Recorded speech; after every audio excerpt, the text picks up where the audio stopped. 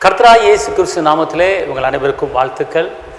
இந்த நாளுக்குண்டான ஜீவனுள்ள அற்புதமான அதிசயமான ஆறுதலான அடைக்கலமான வெற்றியான விடுதலையான சந்தோஷமான சமாதானமான உயிருள்ள ஒரு வார்த்தை என்றால் என் தகப்பன் இயேசு இரட்சகரின் வார்த்தை. இந்த நாளிலே உங்களுக்கு வருகிற ஒரு ஜீவனுள்ள வார்த்தை என்ன என்று கேட்டால், ஏசாயா 60:5, உன் இருதயம் அதிசயப்பட்டு பூரிக்கும். உன் இருதயம் அதிசயப்பட்டு பூரிக்கும். அதாவது பூரிக்கும் என்பது ஒரு பயங்கரமான ஒரு சந்தோஷம் தான் பூரிக்கிறது. உங்கள் இருதயம் இதுவரை துக்கப்பட்டிருக்கிறதா?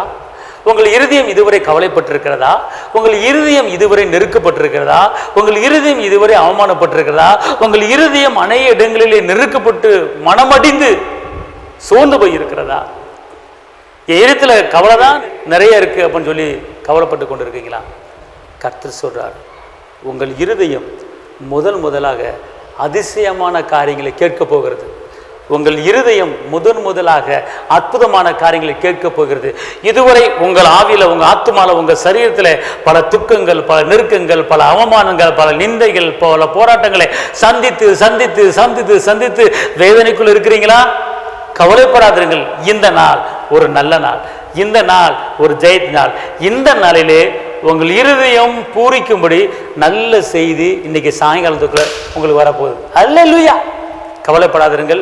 இன்னைக்கு கர்த்தர் சொல்றாரு, உங்கள் இருதயம் அதிசயப்பட்டு இன்னைக்கு பூரிக்க போகுது. கர்த்தர் பெரிய காரியம் செய்வார். உங்களுக்காக நான் ஜெபிக்கிறேன். தகப்பனே இயேசு மகாராஜா, உண்மை நன்றியோடு துதிக்கிறேன், ஸ்தோத்திரிக்கிறேன். உன்னதரை துதிக்கிறேன், உயர்ந்தவரை துதிக்கிறேன், அற்புதரை துதிக்கிறேன், அதிசயரை துதிக்கிறேன், கரம் பிடித்தவரை துதிக்கிறேன், ஜீவனுள்ள தேவனை துதிக்கிறேன், ஜீவாதிபதியை துதிக்கிறேன். அப்பா, இந்த நாளில் இந்த வார்த்தை கேட்குற ஒவ்வொரு உள்ளத்தையும் நீங்கள் ஆஸ்வதிங்கப்பா. ஒவ்வொரு இருதயமும் அதிசயப்பட்டு பூரிக்கட்டும் ஐயா.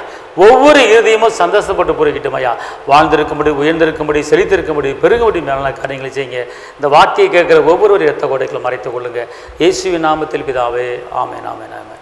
கர்த்தர் உங்களை ஆசீர்வதிப்பார். தேவனுக்கே மகிமை. ஹல்லேலூயா.